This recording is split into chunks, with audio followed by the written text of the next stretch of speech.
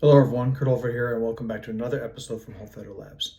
Today we continue on with Fiore's sword and two-hand section, and we're looking at the next position, which is going to be the Coda Longa, which is another stable guard. Now, I want to be honest about this position right here is, again, like this to me is a big transitory kind of concept. Again, that's what you might see with the thumbnail right here, is where you see we're getting concepts of the Portaferro into Coda Longa. Again, this to me tells me that there's a lot that's going on which comes circularly with this process right here, and it enables a lot more for more than just one-on-one combat, but a very broad use of the sword in this practice. So again, before I get too far into this right here, we're going to explore what Coda Longa has to offer us as far as for tactical and operational considerations, and see how it may also be evidence about where we come into stability at the end point and striking points. So with that being the case here, let's get into it. So this week we're going to be looking at the Coda Longa, which is another one of the stable Guardia posta that Fiore has within his sword and two hands portion of the manuscript. Just like we've been doing for the other posta, we're going to be following the same sequence, looking at the position of Abruzzare, in which we are able to create such a position, as well as being able to, we're going to take that right there and find out how that accommodates also with the sword. And then from there, we're going to talk about what the thing can do for us in the first place here as far as the positions, the plays that comes out of this, and how we may find ourselves into that position and some other tactical considerations that come from the application of that position. So with that being the case here, we're going to start off here again, the same position. So Coda Longa depicts the sword behind the body. It's a long tail. It's easy to have it behind the person.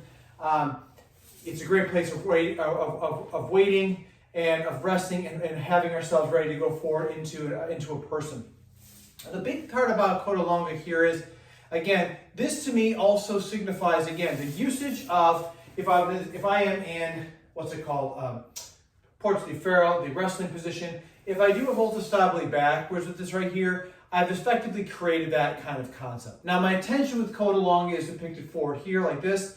However, again, depending on how, if you want to be backwards or forward, it doesn't necessarily matter to me, because ultimately here, again, the blade is behind, it's easy to wade in here, and because all these positions can use all the stable turns and everything else, it all kind of applies with that. So because the sword is behind like this right here, again, imagine, like I said, my hands are in place. If I was in that resting position that we see within Portaferro, as soon as I turn backwards right here, but then I keep my head focused, that's basically how we make this structure. The plays in which Fiore tells us about this is being how we can parry and we can move out of different positions of this and then just strike very easily. Now, this is a stable position.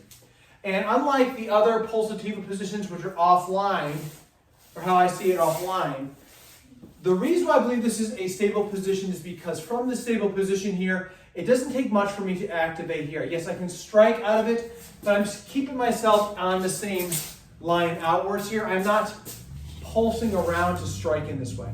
The blade is in line with me. It's hidden behind me. It's nice and light here to hold it.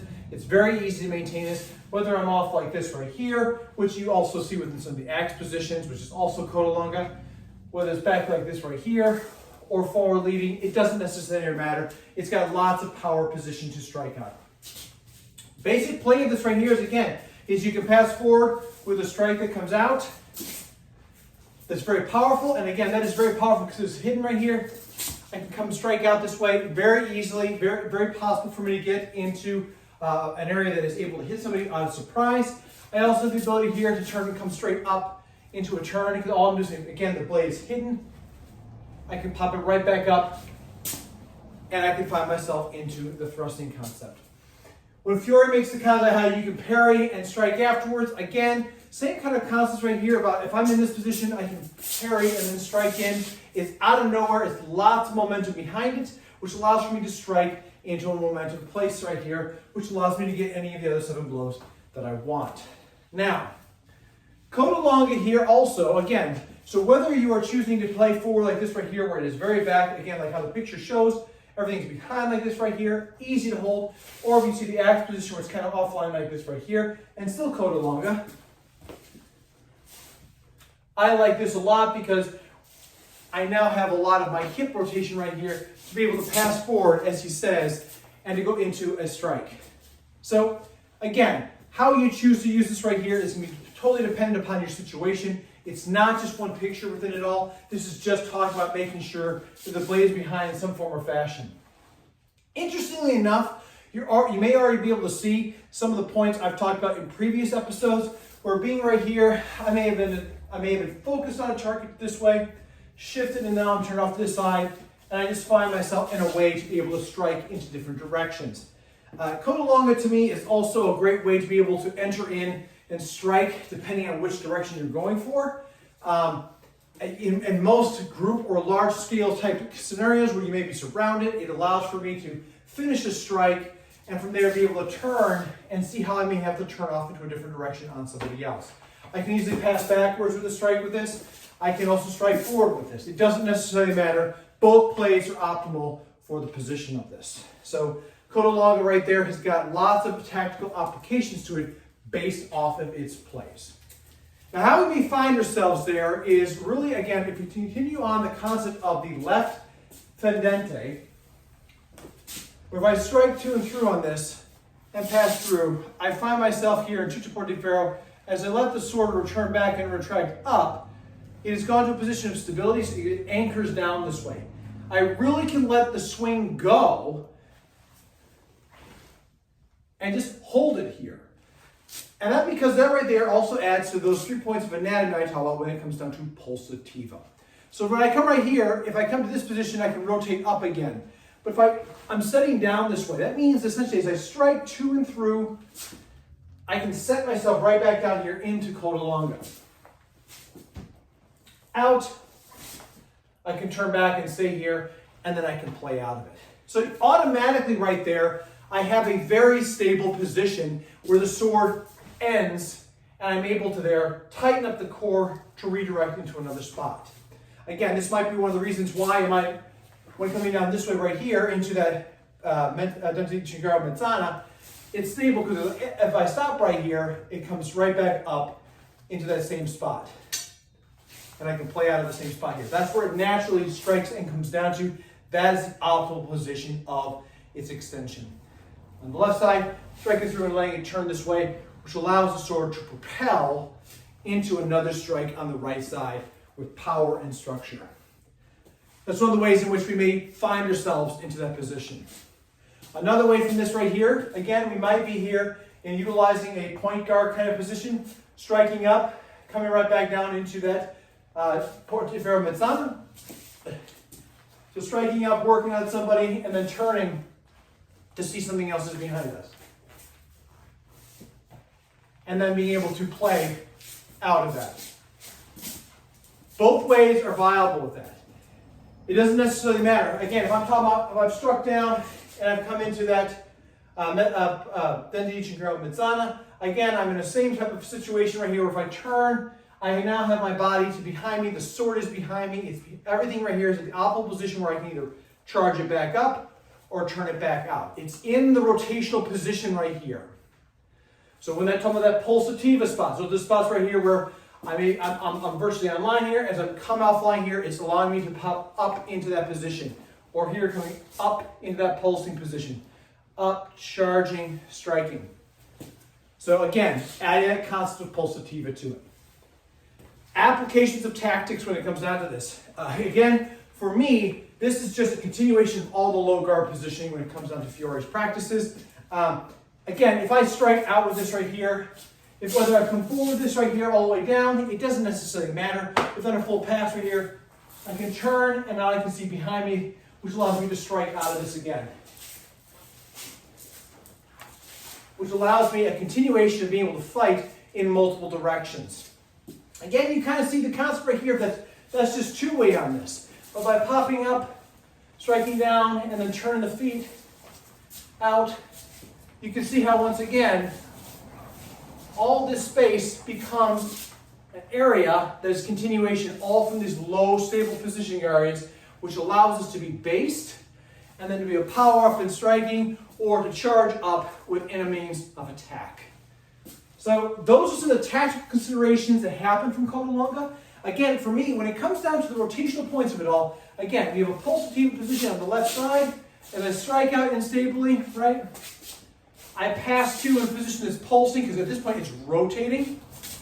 And I'm in a spot right here where it is very stable. And again, I'm doing a full voltage stop delay here, like you might see with the axe grip, but I can also come down, it pulses, and just reset. So kind of going through, which allows me to strike in, or I'm now this way and allowing myself to really power in all different types of directions. And that's my observation when it comes down to the Coda Longa. So as you can see with the video, Coda Longa is one. So first and foremost about Coda Longa is that for me, even though it is a stable position, again, it really tells me that that is really the left end of a hewing line, excuse me, of a fendente line, which really allows you to come through and pulse to and through on to deport the Fiore and end in that Coda Longa position, which is stable, and then from there be able to strike out again. To me, this also really gives context to what pulsativa actually has for us when it comes down to operational considerations of striking areas. And perhaps this is also the indication that Fiore is telling us to use these positions as a means of being able to project as much combat prowess into a direction from a strike that is able to to be mustered. Coda Longa also to me is a fun one, because in many ways here it allows us to traverse between a target in front and also directly behind, because with just a turn of the feet, we are then in portaferro mezzana, which is in that lower guard position. And that really allows us to be able to play in different directions right here and get cutting and striking sequences into multifaceted directions. Personally, I think that this right here is a big indicator, again, that this is not necessarily just for a one and done duel. We know that in Fiore's era, there is a lot of emphasis on the duel, and that perhaps that may be what he's talking about for this. But I don't believe that if you're trying to teach somebody one concept of action right here, that that's the only thing that you're going to do. These tool sets that happen within Fiore's manuscripts, to me, are a wide variety of the anatomical consideration that comes down to fighting when you are in or out of armor. And for the combat professional of the time, or at least for what he may have observed, and then also as it goes forward into history, there's a wide variety of things in which the combat professional is a part of. So that's all the really big parts about history, especially when it comes down to Coda Longa, and how in many ways I do see it as being a very multifaceted kind of position that allows us to understand not just being able to strike two and three, how to get ourselves and hide the sword, but perhaps also where he's trying to say we utilize rotational nodes to be able to rotate and to shift into line, and that we find ourselves in rest. To me, that's just the final ending position of the left fendente, and perhaps from there it gives us insight to what happens on the right. So with that being the case here, that's going to wrap up the video. Please don't forget to like, subscribe, and share with a friend out there if you're new to this channel. And please let me know what your thoughts are on this. How do you use Coda Longa? Have you thought about this being the end state of the left fendente because of how it allows us to set down with great strength because of that incredible blow that comes from it? How have you found it when it comes down to multiple directional pieces? Have you tried to practice that before? Let me know what you think out there with a comment below. And again, please, don't forget, hit the bell to make sure that you know when new content is dropped. But until next time, everybody, please stay safe out there, train well, and fight on. I'll see you all soon.